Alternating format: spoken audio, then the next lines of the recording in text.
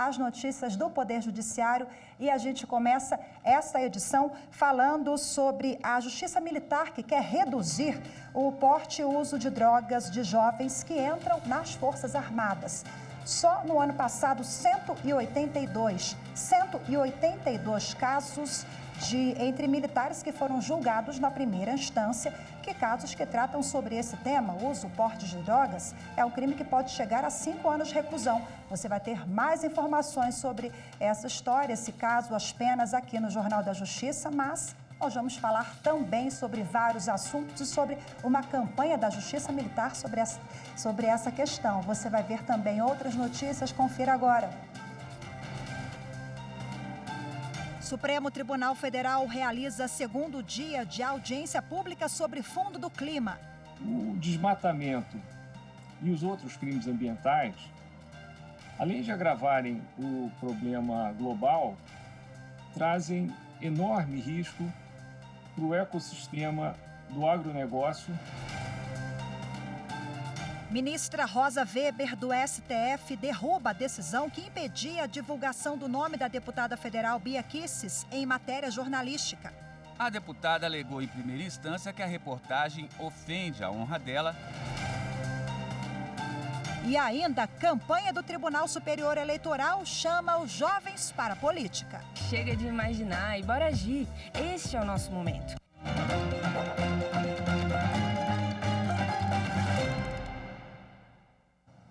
A ministra Rosa Weber, do Supremo Tribunal Federal, derrubou decisão de primeira instância que tinha impedido a revista Cruzoé de divulgar o nome da deputada federal Bia Kicis numa reportagem. Segundo essa matéria jornalística, a deputada estaria trabalhando para barrar a proposta de emenda à Constituição que autoriza a prisão após condenação em segunda instância.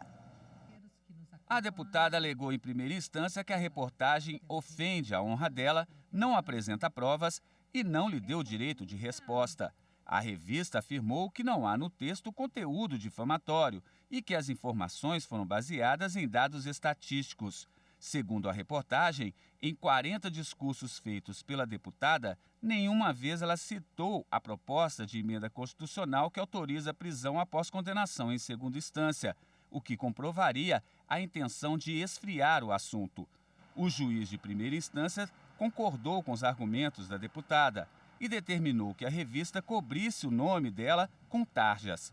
Ao analisar o recurso, a ministra Rosa Weber entendeu que impedir a publicação de assuntos polêmicos por não haver comprovação a contento seria impor à mídia um comportamento de autoridade policial.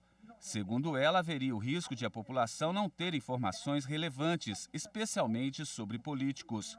A ministra ainda ressaltou que, apesar de combater a proliferação de fake news, o judiciário deve ter cuidado ao limitar o exercício da atividade jornalística.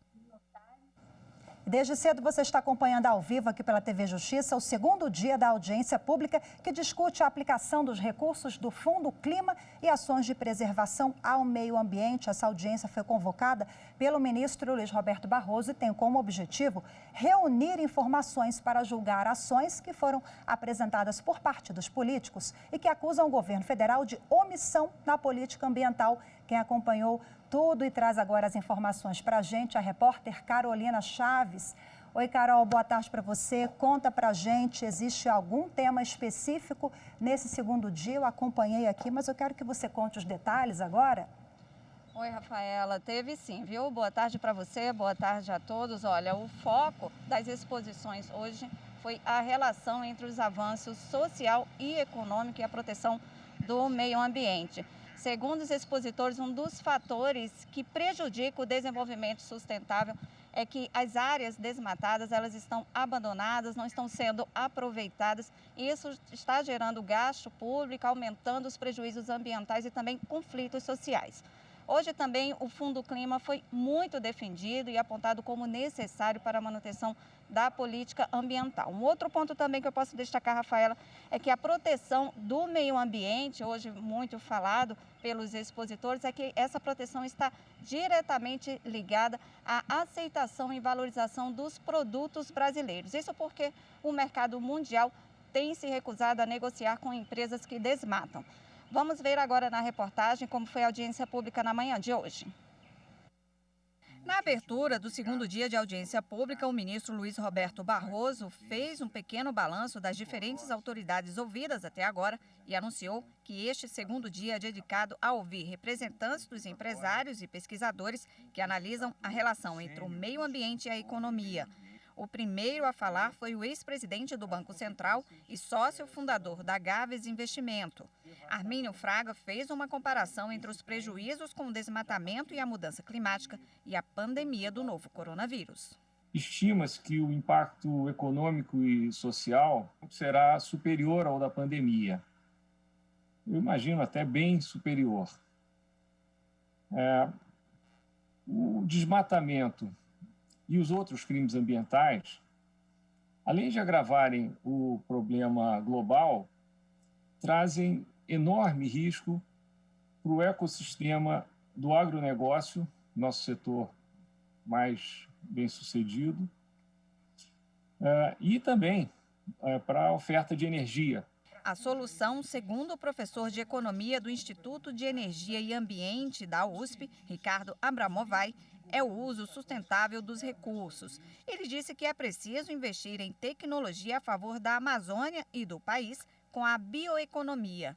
Mas, para isso, é preciso ter apoio do Estado. Nós precisamos de posturas governamentais coerentes com a emergência daquilo que nós desejamos, que é um ambiente de negócios, de paz, de prosperidade e onde o respeito aos povos da floresta, o respeito à nossa riqueza representada pela diversidade florestal, possa ser um dos fatores importantes do desenvolvimento brasileiro. O professor Ricardo Galvão, ex-presidente do INPE, Instituto Nacional de Pesquisas Espaciais, fez uma defesa do Instituto. Ele criticou a intenção do Ministério da Justiça de ampliar um sistema de monitoramento por satélite já utilizado pela Polícia Federal e disse que a metodologia não é tão eficiente quanto a do INPE. Ele rebateu as críticas feitas pelo governo ao Instituto. O INPE voltou a ser fortemente criticado por autoridades governamentais e várias iniciativas estão sendo adotadas para diminuir seu protagonismo no programa espacial brasileiro e na atividade de monitoramento dos biomas nacionais por satélite de observação da Terra. A ex-ministra do Meio Ambiente, Isabela Teixeira, falou que o Fundo Clima é um grande financiador para combater a emissão de carbono pelo Brasil. Ela contestou os argumentos do governo de que a defesa da Amazônia é fruto de interesses políticos e econômicos de outros países. Segundo ela, a defesa da nossa soberania já foi determinada nos acordos internacionais que o Brasil assinou. Não é um complô contra o Brasil, etc. É uma evolução de sociedade global, em função, obviamente, da importância que os temas ambientais, os temas climáticos ganharam e continuam ganhando em termos de protagonismo para uma vida melhor no planeta. A discussão de soberania nacional sobre os temas ambientais, tá, foi resolvida ou foi equacionada na Declaração de Estocolmo, em 1972, no seu princípio 21, por grande demanda do Brasil. O ex-secretário de Desenvolvimento Sustentável da Presidência da República no governo Dilma Rousseff também rebateu as afirmações do atual governo de que seria ingenuidade não acreditar que há interesses comerciais por trás da defesa da Amazônia. Ele disse que é hora do Brasil parar de apontar dedos e agir para proteger o meio ambiente. Quem são os ingênuos? Quem está retardando a gigantesca vantagem competitiva potencial do Brasil no setor? Ao invés de apontar dedos, por que não investir maciçamente o que for possível para avançarmos nessa corrida tecnológica sem erro? O Fundo Clima, senhor ministro, é certamente um dos principais instrumentos para isso. Olha, Rafaela, os palestrantes também reforçaram que um meio ambiente equilibrado é um direito fundamental garantido pela Constituição Federal e citaram também várias decisões do Supremo Tribunal Federal e do Superior Tribunal de Justiça na proteção do meio ambiente. A audiência pública será retomada às 2h30 da tarde com representantes de grandes empresas e também com o coordenador da Frente Parlamentar Ambientalista da Câmara dos Deputados, Rodrigo Agostinho. Rafaela. Muito obrigada pelas suas informações mais uma vez. Boa tarde para você, Carol. E você vai ver no próximo bloco os detalhes da campanha do Superior Tribunal Militar para reduzir o porte e uso de drogas de jovens que entram nas Forças Armadas. Eu volto já.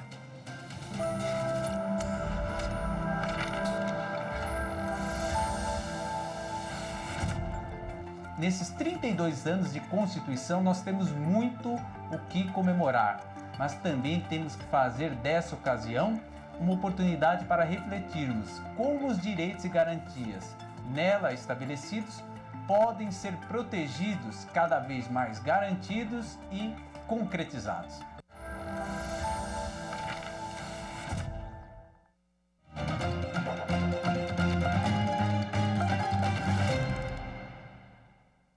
O Superior Tribunal de Justiça decidiu que a perda de função pública por improbidade atinge qualquer outro cargo ocupado no momento da condenação definitiva.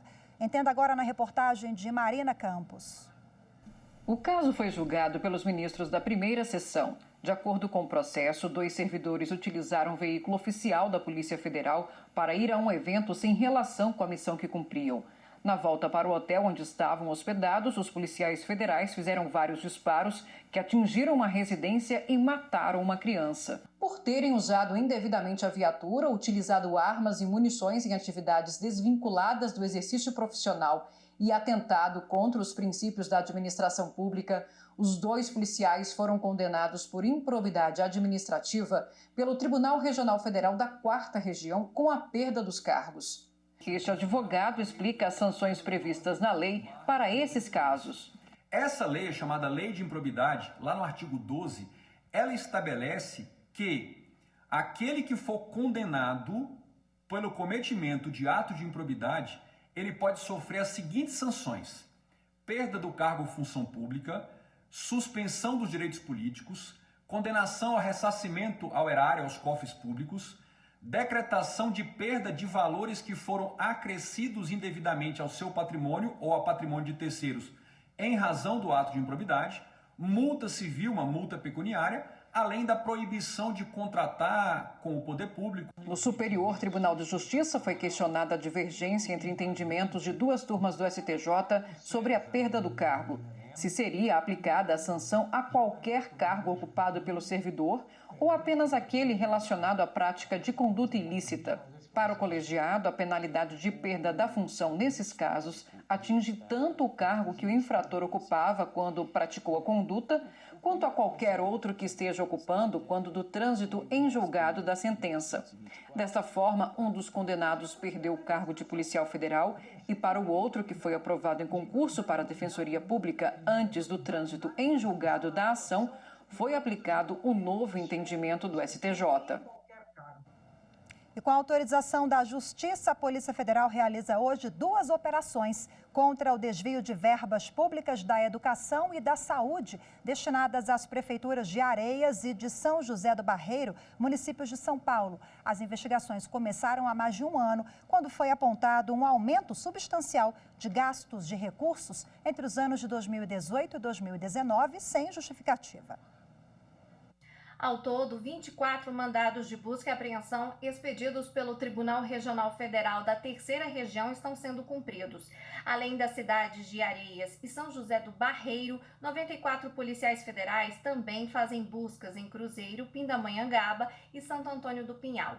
A investigação da Polícia Federal mostrou que combustíveis e óleos comprados com valores superfaturados estavam sendo usados para abastecimento de veículos particulares e carros e motoristas municipais sendo usados para outras finalidades. A investigação não parou por aí, também mostra que há indícios de direcionamento de licitações, fraude na execução de contrato de transporte escolar, falsidade ideológica, ocultação de documentos e recebimento de propina por agentes públicos.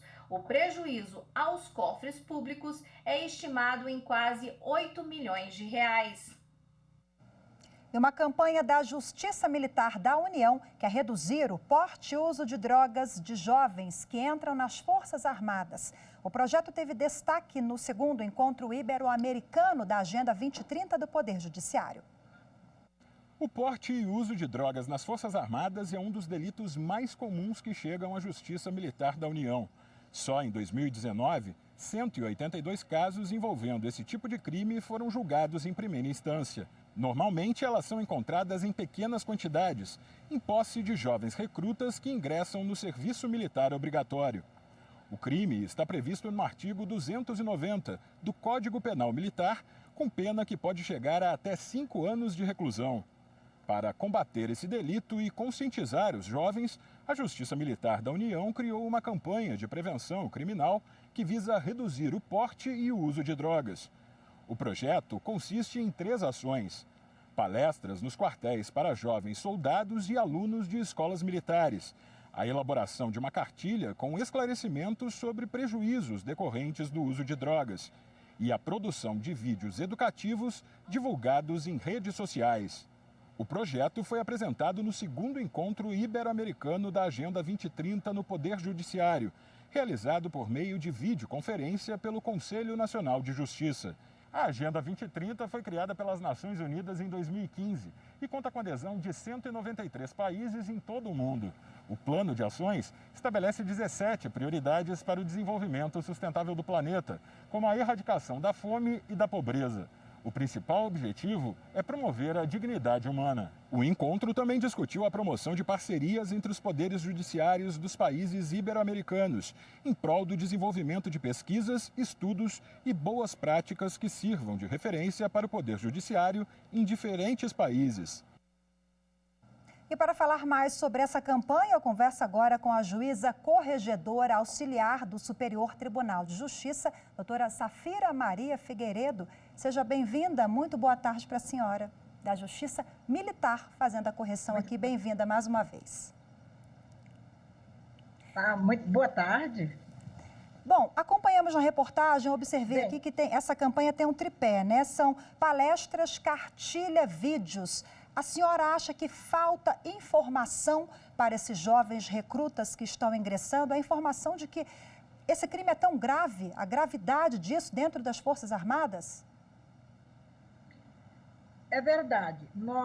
Esse crime sempre é grave, tanto para a saúde quanto para a segurança nos quartéis. A saúde dos próprios soldados, que são usuários de droga, e também a segurança no quartel. Imagine um soldado armado cuidando ou sendo responsável por um paiol de armas e, ao mesmo tempo, usando drogas. Isso, claro que é algo que não combina. Droga e armas não combinam nunca. Por isso é que o uso e a posse ou porte de drogas em ambiente militar nunca é insignificante. Eu acho que falta informação, não exatamente nos quartéis. A informação, ela vem já do meio onde vivem os jovens que ingressam nas Forças Armadas. Vejamos que, no ano de 2020, foram incorporados às Forças Armadas 90 mil jovens. Desse total, 80 mil só no Exército. É uma população muito jovem, volumosa, que vem de diversas classes sociais do Brasil inteiro, com costumes diversos, e muitos deles já vêm com o hábito do uso de droga do seu ambiente familiar ou seu ambiente social. Quando esses jovens chegam aos quartéis, alguns já viciados, o que ocorre? Eles não conseguem viver sem a continuidade do uso de drogas. De regra, eles levam para os quartéis pequenas quantidades, muito pequenas. Não chega a 1 grama, é pouquinho. Só que mesmo essa pequena quantidade, ela é grave em virtude da natureza do serviço e da instrução que eles recebem nos quartéis. Bom, doutora, então a senhora acredita que com essa campanha vocês vão conseguir diminuir esse número? Porque nós vimos aqui 182 casos julgados só na primeira instância em 2019. Exatamente. Nós acreditamos sinceramente que com essa campanha nós possamos conscientizar esses jovens sobre os malefícios do uso da droga, os malefícios para a saúde e também as consequências de uma condenação criminal para a vida de um cidadão. Falando em consequências, qual é a pena? A pena prevista no artigo 290 do Código Penal Militar é até 5 anos. Em regra, na Justiça Militar da União, a condenação é de 1 ano, mas com suspensão condicional da pena. E durante essa suspensão condicional da pena, com condições para cumprimento em 2 anos. Durante esses 2 anos, o jovem precisa cumprir as condições e precisa demonstrar que não está mais usando droga. Doutora Safira, aquele jovem que quer ingressar nas Forças Armadas e seguir a carreira, né, após aquele período ali de 18 anos, que o serviço é obrigatório, isso pode manchar essa futura carreira desse militar? O que usa droga, dificilmente ele continua após 1 ano. São raras os casos em que eles podem ser reengajados depois de 1 ano em sendo usuário de droga. Mas pode ocorrer. Aqueles que realmente se ressocializam, eles podem ter um bom comportamento, ter um perfil adequado para continuar nas Forças Armadas. Mas é algo raro. Até porque o serviço militar, em regra, ele é para 1 ano. E não para que eles podem continuar depois, se fizerem cursos para cabo, para sargentos e passarem nos concursos. Mas, de regra, é para 1 ano, porque o Brasil tem que dar chance de que vários sejam incorporados no serviço militar obrigatório anualmente, e como se vê, é uma população enorme de 90 mil jovens por ano. Então, tem que sair uns para que possam entrar outros. Então, pouquíssimos são os que continuam no serviço militar obrigatório. Ok, doutora Safira, muito obrigada pelas informações. Infelizmente, o nosso tempo é curto. Está dado o recado em relação à campanha. Excelente iniciativa. Parabéns para a senhora. Conversei aqui ao vivo com a doutora Safira, que é a juíza auxiliar da Corregedoria lá da Justiça Militar. Boa tarde mais uma vez para a senhora. Boa tarde, muito obrigada pela entrevista. E você vai ver a seguir, campanha do Tribunal Superior Eleitoral chama os jovens para a política. Os detalhes no próximo bloco, continue com a gente.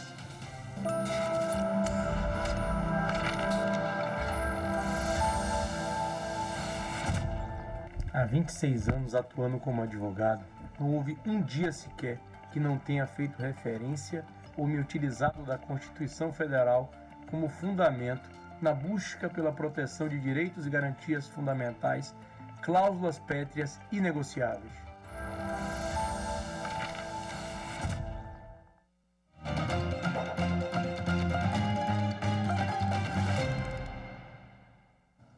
O Tribunal Superior Eleitoral lançou uma campanha para trazer os jovens para a política. Ela já está no ar nas TVs e rádios brasileiras. Nunca é cedo para fazer a diferença. Essa é a mensagem que a mais nova campanha da Justiça Eleitoral quer passar. Se você é jovem e tem vontade de mudar algo na cidade onde mora, entre na disputa e mostre que é possível. Precisa de um empurrãozinho? Então assiste aí.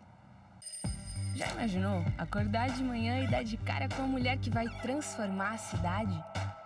No meio do trabalho, ver o cara que vai revolucionar a urbanização local. Ou se deparar com a pessoa que vai mudar a história da saúde no município. Pois chega de imaginar e bora agir.